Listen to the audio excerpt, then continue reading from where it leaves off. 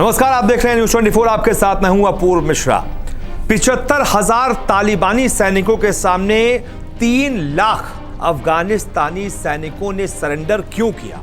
यह सवाल आज हर कोई पूछ रहा है। पलक झपकते अफगानिस्तान के 34 में से 27 प्रांतों पर पूरी तरीके से तालिबान ने कब्जा कर लिया है, जबकि उसके पास 3 लाख सैनिक थे और सामने सिर्फ 75,000 तालिबानी सैनिक थे, यानी कि लगभग 4 गुना कम सैनिक।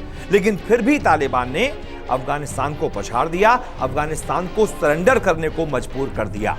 तो तालिबानियों के आगे अफगानिस्तानियों के सरेंडर की पूरी कहानी, पूरी इनसाइड स्टोरी क्या है, यह जानने के लिए देखिए हमारी ये रिपोर्ट। अफगानिस्तान में अमेरिकी सैनिकों के 20 साल तक रहने के बाद अचानक देश छोड़ने के फैसले से जो अफरा तफरी मची है, उसने पूरे अफगानिस्तान को तहस नहस कर दिया है। अफगानिस्तान के 34 में से 27 प्रांत पूरी तरह से तालिबान के कब्जे में जा चुके हैं। लोग जैसे तैसे देश छोड़कर भागने की जद्दोजहद में जुटे हैं। इसी कोशिश में कई अफगानिस्तानी अपनी जान तक गंवा चुके हैं।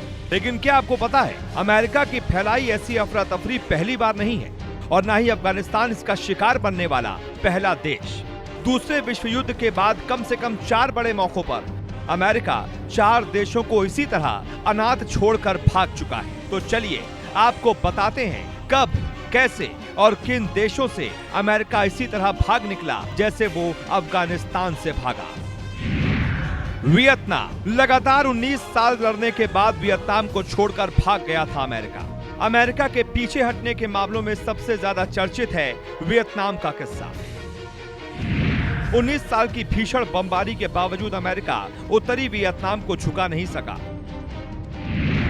घरेलू दबाव के आगे राष्ट्रपति निक्सन ने वियतनाम से बाहर निकलने का मन बना लिया।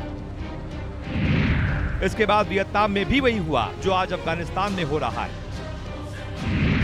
अमेरिकी फौज के निकलने से पहले ही उत्तरी वियतनाम में दक्षिणी वियतनाम पर हमला बोल दिया। 2 साल बाद 1975 में कम्युनिस्ट वियतनाम की फौज साइगोन में घुस गई और वहां बचे हुए अमेरिकियों को आनन फानन में भागना पड़ा। 5 लाख सैनिकों के साथ भी अमेरिका उत्तरी वियतनाम को झुका नहीं पाया। क्यूबा में भी बुरी तरह मात खाया अमेरिका। अपने भेजे लड़ाकों को ऐन मौके पर वायुसेना की मदद देने से मुकर गया।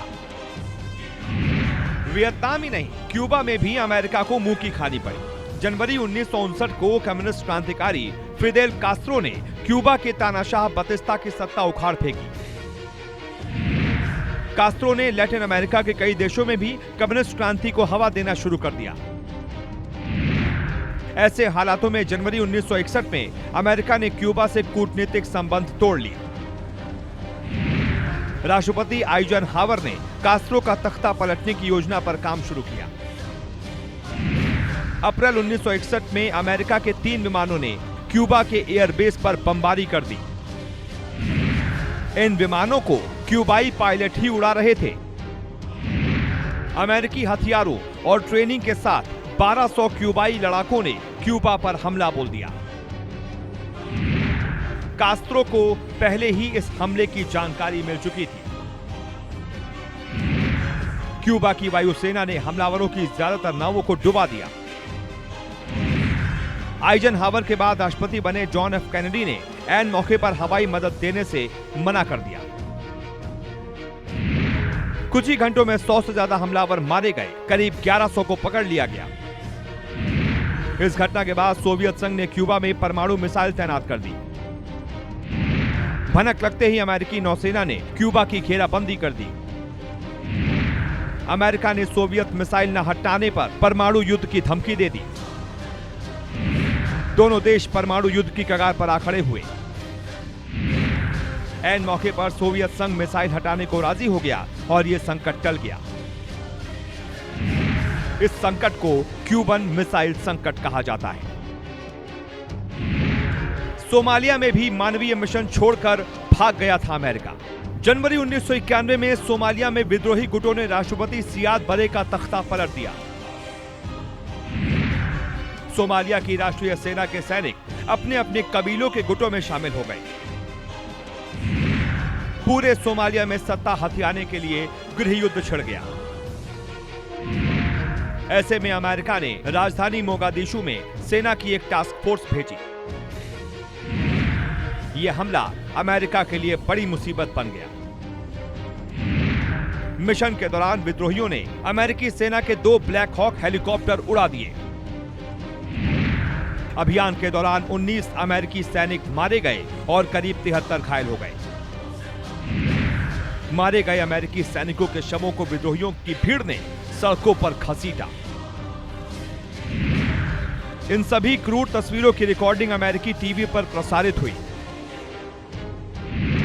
पूरी रात चली लड़ाई के बाद वहां तैनात पाकिस्तानी सेना ने अमेरिकी सैनिकों को वहां से निकाला। अमेरिका सोमालिया में मानवीय मदद के पूरे मिशन से पीछे हट गया, जिसके बाद उसने अपने सभी सैनिकों को सोमालिया से वापस बुला लिया।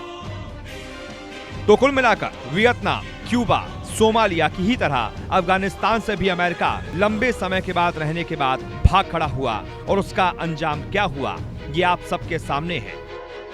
शायद इसीलिए कई एक्सपर्ट्स कहते हैं कि अमेरिका पर कभी भरोसा नहीं करना चाहिए। नमस्कार, मैं हूं मानक गुप्ता। अगर आपको हमारा ये वीडियो पसंद आया हो तो इसे लाइक और शेयर जरूर करें और हां, हमें सब्सक्राइब और फॉलो करना ना भूलें ताकि आप देश और दुनिया की कोई खबर मिस ना करें। तो जुड़े रहिए हमारे साथ और देखते रहिए न्यूज़ 24।